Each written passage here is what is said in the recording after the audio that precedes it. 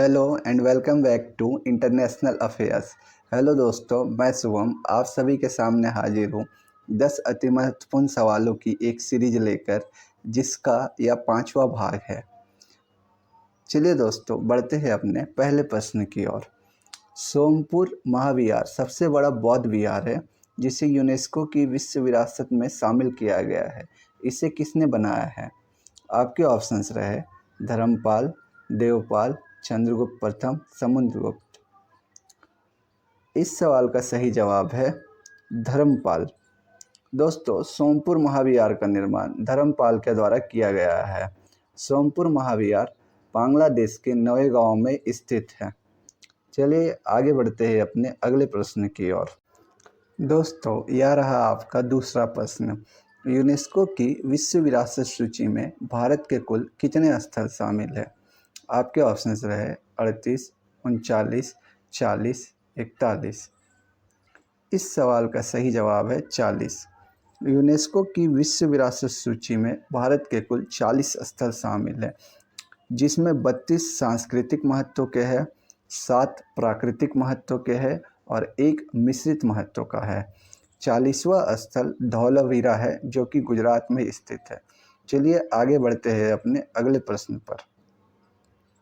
दोस्तों, यह रहा आपका तीसरा प्रश्न।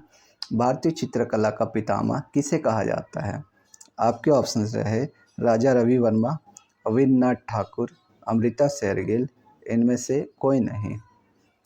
दोस्तों, इस सवाल का सही जवाब है अविनाथ ठाकुर। भारतीय चित्रकला का पितामह अविंद्रनाथ ठाकुर को कहा जाता है। अमृता शेरगिल यह नारी समस्या पर अपनी चित्रकारी करती है। चलिए आगे बढ़ते हैं अपने अगले प्रश्न पर।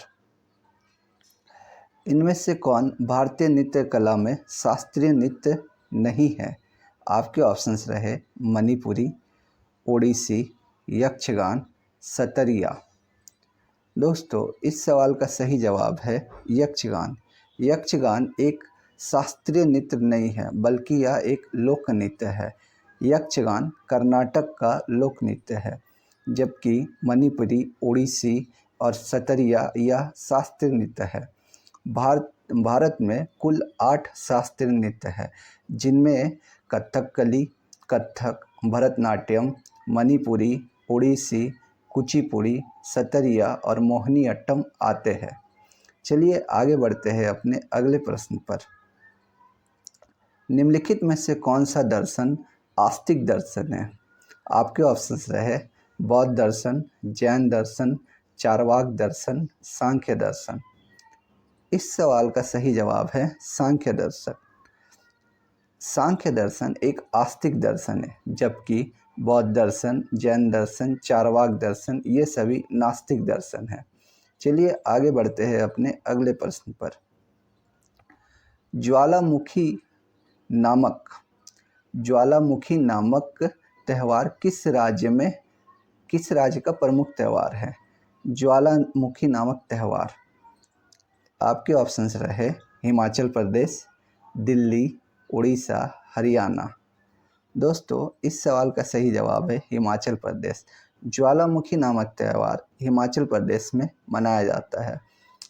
दिल्ली में फूलों वालों की सैर नामक त्यौहार मनाया जाता है।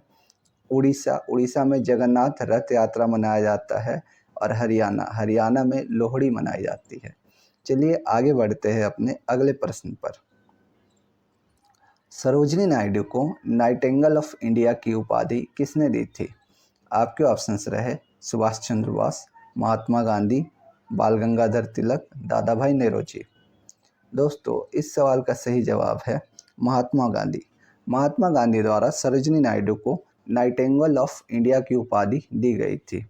चलिए बाकी के ऑप्शंस देखते हैं। सुभाष चंद्र बोस को सेना नायक की उपाधि दी गई थी रविन्द्रनाथ टैगोर के द्वारा। बाल गंगाधर तिलक को भारतीय अशांति का जनक कहा गया था वैलेंटाइन सिरोल द्वारा। दादा भाई नौरोजी को grand old man of India कहा जाता है। चलिए आगे बढ़ते हैं अपने अगले प्रश्न पर। भारत में सिविल सेवा का जनक किसे कहा जाता है? आपके ऑप्शंस रहे कार्नावालिस, जॉनसोर, वारेन हेस्टिंग, वेलेचली। दोस्तों इस सवाल का सही जवाब है कार्नावालिस। कार्नावालिस को भारतीय सिविल सेवा का जनक कहा जाता है। कार्नावालिस ने ही अस्थायी बंदोबस्त शुरू की थी। आइए बाकी के ऑप्शंस देखते हैं। जॉन सोर द्वारा अहस्तक्षेप की नीति अपनाई गई थी। वारेन हस्टिंग द्वारा बोर्ड ऑफ रेवेन्यू की स्थापना की गई थी। वही वेलिजली की बात करें तो वेलिजली ने सहायक संधि शुरू की थी। चलिए आगे बढ़ते हैं अपने अगले प्रश्न पर।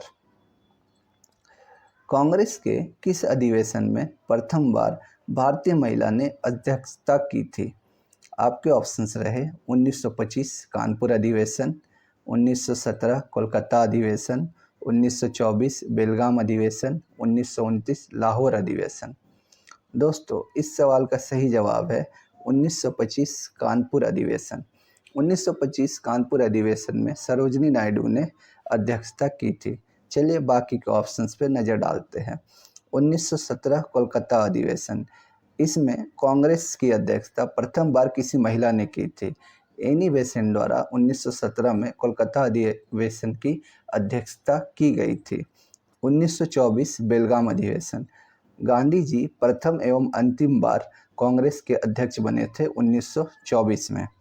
जहां 1929 की बात करें तो लाहौर अधिवेशन में पूर्ण स्वराज की मांग की गई थी और इसकी अध्यक्षता जवाहरलाल नेहरू द्वारा की गई थी।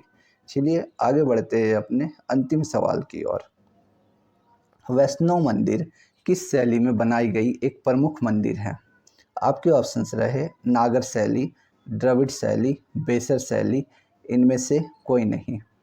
दोस्तों इस सवाल का सही जवाब है बेसर शैली।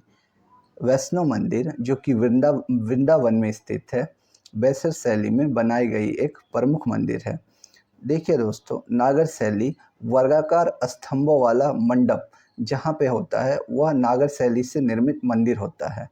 द्रविड़ शैली की बात करें तो द्रविड़ शैली में मंदिरों का जो आधार होता है वो आयताकार आधार होता है और यह जनरली दक्षिण भारत में देखे जाने को मिलता है। बेसर शैली की बात करें तो यह नागर शैली और द्रविड़ शैली की मेल जोल से बना एक शैली है।